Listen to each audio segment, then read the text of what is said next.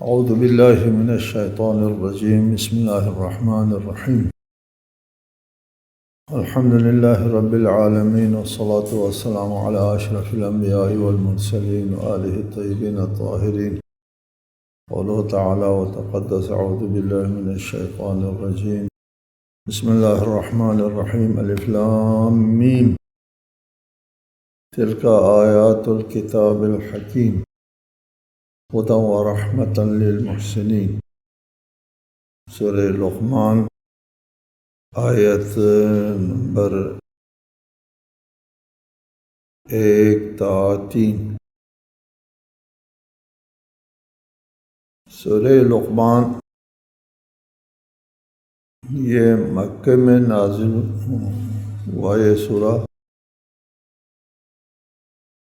سورہ بعض کے نزدیک 33 آیات پر مشتمل ہے اور بعض دیگر قراء کے نزدیک 34 آیات پر مشتمل ہے۔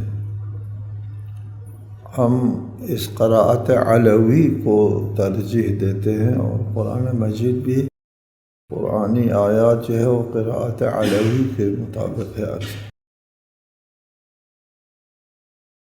اس سورہ کا نام سورہ لقمان ہے، اس میں لقمان حکیم کا ذکر ہے، اس مناسبت سے اس کا نام سورہ لقمان پڑا۔ فرمایا الف لام میم تلک آیات الکتاب الحکیم، یہ حکمت بھری کتاب کی آیات ہے، نیکوکاروں کے لیے ہدایت اور رحمت ہے۔ قرآن مجید تمام انسانوں کی ہدایت کے لیے نازل ہوا، کسی خاص فرقے، کسی خاص شعبے اور کسی خاص طبقے کے لیے نہیں، تاہم اس سے فائدہ اٹھانے والے، عملاً اس سے ہدایت لینے والے وہ لوگ ہوتے ہیں جو آمادہ ہوتے ہیں ہدایت لینے کے لیے، جن کے اندر آمادگی ہے، اہلیت ہے، قابلیت ہے ان کے ہدایت کے لیے۔ ویسے اصولاً تو سب کے لیے ہدایت کی کتاب ہے، لیکن عملاً صرف ان لوگوں کی ہدایت کے لیے ساتھ خاص ہو جاتا ہے قرآن جو نیکوکار ہے، ہدی ورحمۃ للمحسنین۔ یہ قرآن ہدایت بھی ہے اور رحمت بھی ہے۔ ہدایت ہے انسان کی جو منزل ہے اس کی طرف رہنمائی کرتا ہے قرآن، اور ساتھ ساتھ منزل تک جانے کا راستہ بھی دکھاتا ہے، اور پھر راستے میں پیش آنے والی مشکلات کا علاج بھی بتاتا ہے جو رحمت ہے۔ ہدایت بھی ہے، راستہ بھی دکھاتا ہے، اور راستے میں پیش آنے والے مشکلات کے لیے آسانی بھی بتاتا ہے۔ یہ ہدایت اور رحمت دونوں کا مجموعہ ہے۔ ہم لوگ اگر قرآن سے ہدایت لیتے ہیں تو ہم کو منزل بھی مل جاتی ہے اور منزل تک پہنچنے میں آسائشیں بھی میسر آتی ہیں۔ یہ بہت قابل توجہ بات ہے، ہدی و رحمت، ہدایت بھی ہے، رحمت بھی ہے ساتھ ساتھ۔ ورنہ ایسا بھی ہو سکتا ہے آپ کو منزل کی رہنمائی تو کرے لیکن منزل تک پہنچنے کے لیے خود آپ زحمت اٹھاؤ، وہ ہم سے مربوط نہیں ہے، ایسا نہیں۔ قرآن منزل تک پہنچنے کی رہنمائی بھی کرتا ہے اور راستے میں پیش آنے والی مشکلات کے لیے آسانی بھی پیدا کرتا ہے۔ فرمایا للمحسنین، نیکوکاروں کے لیے۔ صرف چونکہ فائدہ لینے والے وہی ہوتے ہیں۔ الذین یقیمون الصلاۃ ویؤتون الزکاۃ وہم بالآخرۃ ہم یوقنون، وہ نیکوکار جو نماز قائم کرتے ہیں اور ویؤتون الزکاۃ اور زکوٰۃ ادا کرتے ہیں اور آخرت پر یقین رکھتے ہیں۔ جی پہلے فرمایا نیکوکار۔ نیکوکار کون لوگ ہوتے ہیں؟ نیکی کس چیز کو کہتے ہیں؟ ان کی نشاندہی قرآن مجید میں جا بجا اس کی نشاندہی ہوئی، قرارن و مرارن اس چیز کو بتایا تاکہ ذہنوں میں بات دل نشین ہو جائے، راسخ ہو جائے۔ الذین یقیمون الصلاۃ ویؤتون الزکاۃ، یہ نیکوکار وہ لوگ ہیں جو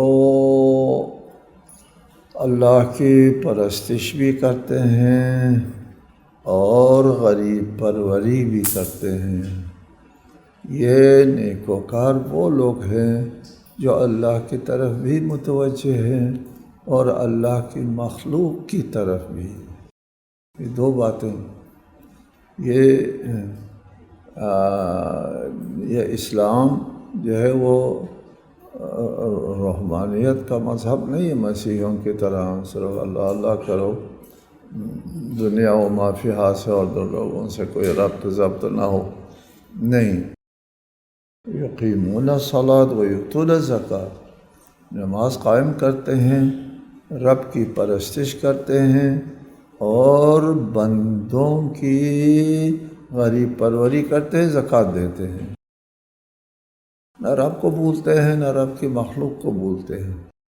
یہ جامع شخص جو ہے یہ ہے نیکوکار۔ نیکی کس کو کہتے ہیں؟ اس جامع شخص کو نیکی کہتے ہیں جو اللہ کی طرف بھی متوجہ ہے اور اللہ کے بندوں کی طرف بھی متوجہ ہے۔ قرآن مجید پر ہے یقیمون الصلاۃ ویؤتون الزکاۃ، نماز زکوٰۃ، نماز زکوٰۃ۔ سبحان اللہ، یہ قابل توجہ بات ہے۔ اللہ اور بندے، اللہ اور بندے، پر ہے قرآن۔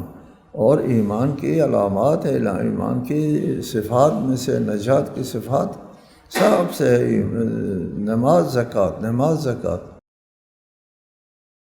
الذین یقیمون الصلاۃ ویؤتون الزکاۃ وہم بالآخرۃ ہم یوقنون، اور وہ آخرت پر بھی یقین رکھتے ہیں۔ آخرت پر یقین رکھنے کی وجہ سے وہ ایمان، وہ نماز قائم کرتے ہیں اور زکوٰۃ بھی ادا کرتے ہیں۔ اس لیے یہ دونوں جو ہے وہ آخرت کی نجات کے لیے دو اہم ستون ہیں، ایمان باللہ کے بعد اور عقائد درست کر لینے کے بعد جو نیکوکاری یا نجات کے لیے اہم ستون ہے وہ یہ ہے کہ وہ آخرت کے اوپر جو ہے وہ یقین رکھتے ہیں۔ آخرت کے اوپر یقین رکھنے کی وجہ سے وہ نماز بھی پڑھتے ہیں اور غریب پروری بھی کرتے ہیں۔ مومن جو ہے وہ سمجھدار و ہوشیار ہوتا ہے، مومن کو پتہ ہے کہ نجات کا راستہ کیا ہے، توشہ آخرت کیا ہے، زاد راہ کس میں ہے، نماز اور غریب پروری میں ہے۔ آخرت کے لیے نجات کا یہی ذریعہ ہے، وہ آخرت کے اوپر یقین رکھتے ہیں۔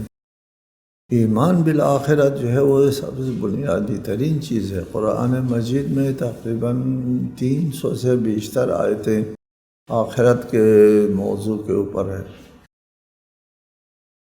آخرت یعنی دوسری زندگی، اس دنیاوی زندگی کے بعد دوسری زندگی کے بارے میں بہت ذکر ہے قرآن مجید میں۔ مشرکین آخرت کے منکر ہوتے تھے اور ایمان والے جو ہے وہ آخرت پر ایمان رکھتے ہیں۔ آخرت پر ایمان رکھنے والوں کا یہ یقین اور ایمان انسان کے کردار کے اوپر بہت مثبت اثرات مرتب کرتا ہے۔ ایمان بالآخرہ آپ کے کردار کے اوپر بہت مثبت اثرات مرتب کرتا ہے۔ کہ آپ کا ایمان ہے کہ میرے ہر عمل، میرے ہر جنبش کا حساب کتاب ہوگا، میرے ہر عمل، ہر جنبش اللہ تعالیٰ کے حضور، اللہ کے سامنے، اللہ تعالیٰ کے دربار میں بیٹھے ہیں، اللہ کے پاس بیٹھے ہیں جی۔ اللہ کے دربار میں بیٹھ کے اللہ کی نافرمانی کرنا انسان کے وجدان اور ضمیر اجازت نہیں دیتا۔ اور جو ایمان بالآخرت رکھتے ہیں وہ اپنے آپ کو اللہ کے دربار میں حاضر سمجھتے ہیں، اور جو لوگ اپنے آپ کو اللہ کے دربار میں حاضر سمجھتے ہیں، قیامت کے دن اللہ کو حساب دینا ہے، کتاب دینا ہے، اور پھر وہ قیامت یوم تبلی السرائر، بھید، اسرار، راز جو ہے وہ ہم یہاں دنیا میں چھپاتے ہیں، ستار العیوب ہے اللہ تعالیٰ، عیبوں کو چھپانے والا ہے، گناہوں کو، ستار الذنوب، گناہوں کو چھپاتا ہے، فاش نہیں کرتا دنیا میں۔ اور جو لوگ فاش کرتے ہیں وہ گناہ کبیرہ بھی کہا ہے۔ غیبت کیا ہے؟ مجھ سے ایک گناہ سرزد ہو گیا، آپ نے دیکھ لیا اور آپ نے لوگوں میں بتانا شروع کر دیا، فاش کیا جی۔ تخلقوا باخلاق اللہ، اللہ کا اخلاق اپنے اندر پیدا کرو، فاش نہ کرو کسی کو۔ اللہ تعالیٰ فاش نہیں کرتا، دنیا میں عزت رکھتا ہے، اور آخرت میں یہ بات نہیں ہوگی، آخرت میں حساب کتاب لینا ہے۔ آخرت میں باہم جو ہے ہمزیستی اور باہمی زندگی کا مسئلہ نہیں پیش آتا کہ عزت رکھو اس کی، وہاں تو اس زندگی کا نتیجہ حاصل کرنا ہوتا ہے، یا جنت میں یا جہنم میں ہوتا ہے۔ اس وجہ سے یوم تبلی السرائر، وہاں سارے بید کھل جائیں گے، راز فاش ہو جائیں گے۔ دنیا میں آپ بڑے مقدس جو ہے وہ اپنے آپ کو ثابت کر سکتے ہیں، اور حجت الاسلام والمسلمین جی، میں اس لقب کا قائل نہیں کریں، آیت اللہ، علامہ، عالم باعمال وغیرہ وغیرہ کے القاب سنتے ہیں، دنیا میں خوش ہو جاتے ہیں، آخرت میں فاش ہو جائے گا کیا تھا یہ اندر سے جی۔ اس پر جن کو ایمان ہے کہ آخرت میں نے فاش ہو جانا ہے جی، رسوا ہو جانا ہے، تو ابھی سے شرمندہ ہوتا ہے، گناہ کرتے ہوئے شرمندہ ہوتا ہے جی۔ میرا ہر عمل جو ہے وہ صفحہ کائنات میں ثبت ہے جی، میری ہر جنبش ثبت ہے، قیامت کے دن سامنے ہونا ہے۔ آپ قرآن میں پڑھتے ہیں نا، من یعمل مثقال ذرۃ خیرا یرہ ومن یعمل مثقال ذرۃ شرا یرہ، دیکھ لیتے ہیں اپنے عمل کو جی۔ آپ کو پہلے بھی بتایا ہے تجسم عمل کے بارے میں کہ آپ قیامت کے دن اپنا عمل دیکھ لیں گے خود۔ اولئک علی ھدی من ربہم واولئک ھم المفلحون، جو لوگ آخرت پر ایمان رکھتے ہیں، نماز قائم کرتے ہیں، زکوٰۃ دیتے ہیں، آخرت پر ایمان رکھتے ہیں، یہ ہے ہدایت من ربہم، جو لوگ ہدایت پر ہے وہ یہ لوگ ہدایت پر ہیں، واولئک ھم المفلحون، یہی فلاح پانے والے ہیں۔ ان اوصاف کے حامل لوگ جو ہے قیامت کے دن فلاح پائیں گے، نجات حاصل کریں گے۔ اور پھر ہے بات قرآن آیات میں ہے وَيَنْقَلِبُ إِلَىٰ أَهْلِهِ مَسْرُورًا، وہ اپنے افراد خاندان کے پاس خوش واپس جائے کہ میں حساب کتاب سے فارغ ہو گیا۔ یہ مسرور، یہ خوشی ابدی دائمی خوشی، اس خوشی کی کیا قیمت ہے وہ ہم نہیں سمجھ سکتے کیا قیمت۔ ہمارا معاشرہ ایمان بالآخرت کے اس سے محروم ہے۔ ایمان بالآخرت اس قدر کمزور ہے تقریباً نہ ہونے کے برابر۔ ایمان بالآخرت تقریباً صرف آپ ان سے کہیں گے آخرت ہے، ہاں ہاں ہے، انکار نہیں کرتے، عدم انکار۔ اما قلبی ایمان ہے، اس لیے قیامت کا ذکر نہیں ہوتا۔ اگر ذکر ہوتا ہے تو پھر کسی خوف و خطر، کسی حساب و کتاب کے اندر ذکر نہیں ہوتا۔ ذکر ہوتا ہے تو آپ سے پوچھا نہیں جائے گا، آپ سیدھے جنت جائیں گے، آپ کے لیے کوئی خوف نہیں ہے۔ سبحان اللہ۔ آپ کا مذہب حق ہے، لہٰذا آپ بھی حق پر ہیں، جبکہ مذہب کا حق پر ہونا اور میرے حق پر ہونے میں کوئی ربط نہیں ہے۔ میرا مذہب 100% حق ہے، لیکن میں میرے مذہب پر نہیں ہوں، میں 100% مذہب سے دور۔ ربط نہیں، مذہب ٹھیک ہے، اس لیے میں بھی ٹھیک ہوتا ہوں خود بخود بغیر کسی عمل کے۔ اسلام ٹھیک ہے، باقی ادیان میں بہترین دین اسلام ہے، میں مسلمان ہوں، مسلمان ہونا کافی ہے جی۔ اسلام کے اصولوں کو میں نظر انداز کرتا ہوں، پائمال کرتا ہوں، تو میرا مذہب ٹھیک ہونا، اسلام کا مذہب ٹھیک ہونا میرے لیے کیا فائدہ دیتا ہے؟ اس غلط فہمی میں مبتلا ہے، اور اس وجہ سے قیامت کی کوئی خوف نہیں ہے جی۔ اور کوشش کر کے لوگ جو ہے وہ لوگوں کے دلوں سے قیامت کا خوف نکال دیتے ہیں، ختم کرتے ہیں، جبکہ قیامت کا خوف جن کو قیامت کے اوپر یقین ہے ان کی زندگی کا مطالعہ کرے۔ امام زین العابدین علیہ السلام کے بارے میں ہے کہ مالک یوم الدین، اس کے اوپر آتے تو ایک رنگ جاتا تھا، ایک رنگ جی۔ قیامت کا ذکر ہے، نماز میں قیامت کا ذکر ہے نا، مالک یوم الدین۔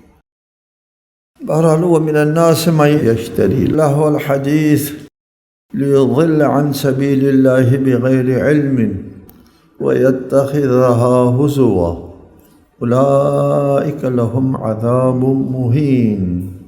اور انسانوں میں کچھ ایسے بھی ہیں جو بیہودہ کلام خریدتے ہیں، یشتری لہو الحدیث، تاکہ نادانی میں لوگوں کو راہ خدا سے گمراہ کریں اور اس راہ کا مذاق اڑائیں۔ ایسے لوگوں کے لیے ذلت میں ڈالنے والا عذاب ہوگا۔ من یشتری لہو الحدیث، شان نزول میں روایت ہے کہ نضر ابن حارث نامی شخص تاجر تھا، وہ تجارت کے سلسلے میں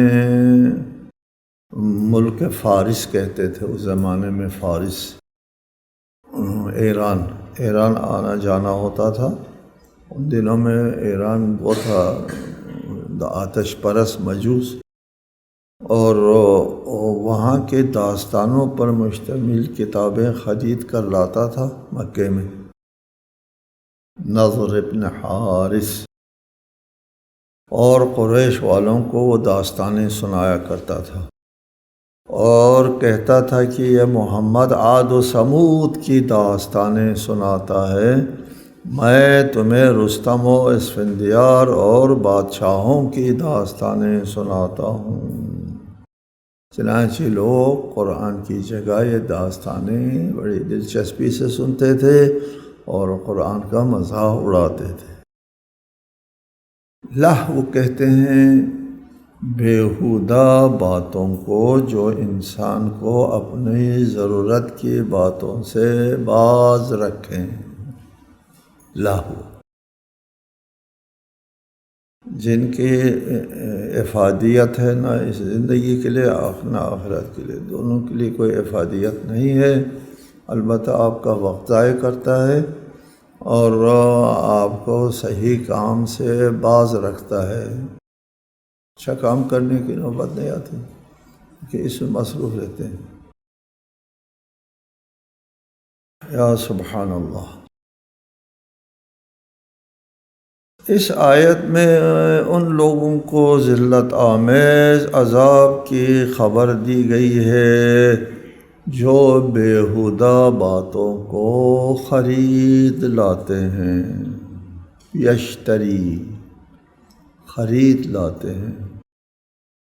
یہاں پر شان نزول تو داستانوں کا خریدنا ہے، داستانیں ہیں، پہلوانوں کے داستانیں واسطانے، لیکن یہ قرآن میں ایک مسلم قاعدہ کلیہ ہے کہ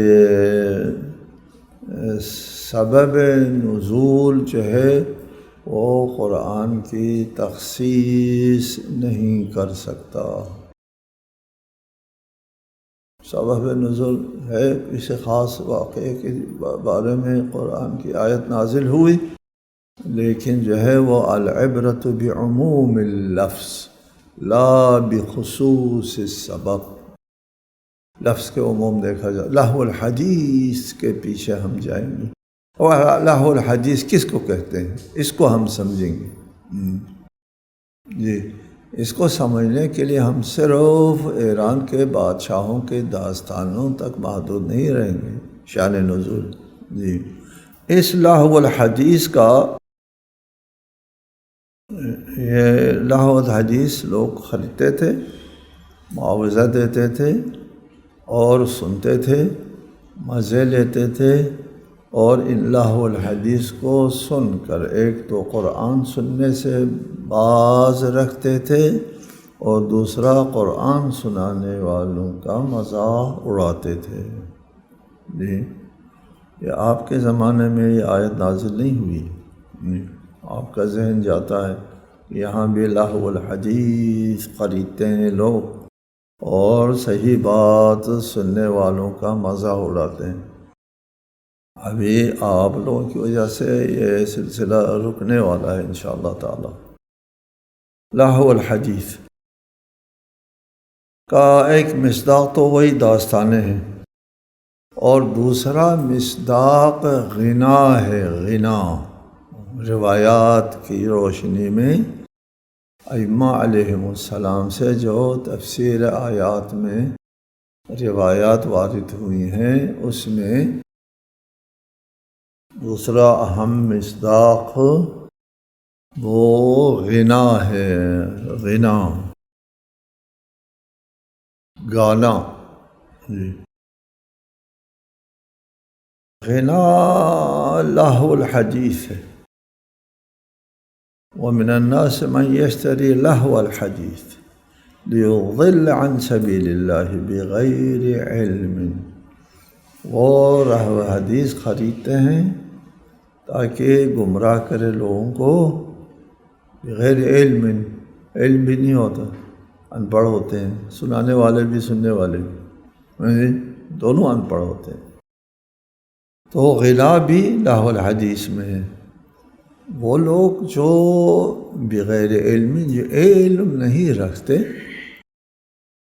کس میں اللہ کی خوشنودی ہے، کس میں زندگی کی کامیابی ہے، کس میں نجات ہے، کس میں نجات نہیں ہے، اس چیز کا علم نہیں ہوتا، وہ لوگ لہو الحدیث کو خریدتے ہیں۔ ان میں ایک مصداق غنا ہے، غنا۔ غنا کی تعریف کیا، غنا کس کو کہتے ہیں؟ بہت مذمت ہے غنا کی، انتہائی مذمت ہے۔ اس کی ایک تعریف یہ کی ہے، الصوت المرجع فی علی سبیل اللہو والباطل، لہو اور باطل مطالب پر مشتمل آواز کے اتار چڑھاؤ، الصوت المرجع، ترجیع صوت، اتار چڑھاؤ۔ بعض فقہا لفظ ترجیع کو حذف کرتے ہیں، اتار چڑھاؤ غنا نہیں ہے۔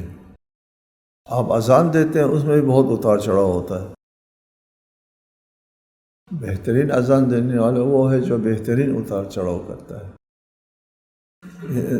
آواز میں پیچ و خم ہوتا ہے۔ ترجیع غنا نہیں ہے، بلکہ وہ آواز، وہ ساز جو مجالس لہو و لعب کے ساتھ آخر میں ہے علی سبیل اللہو والباطل، مجالس لہو و لعب والوں کے ہاں رائج ہے وہ غنا۔ اس کو ہم فلمی گانے کہتے ہیں۔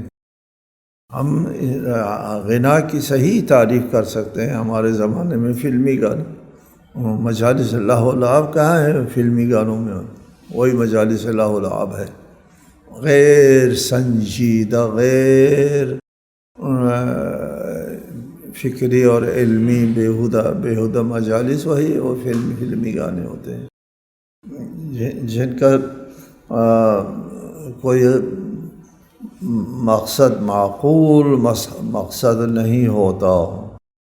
وہ وقت ضائع کرنا ہوتا ہے جس کا کوئی فائدہ نہیں ہے، وقتی جو ہے وہ اس کو ایک لطف اندوز ہوتے ہیں، وقتی طور پر لطف اندوز ہوتے ہیں۔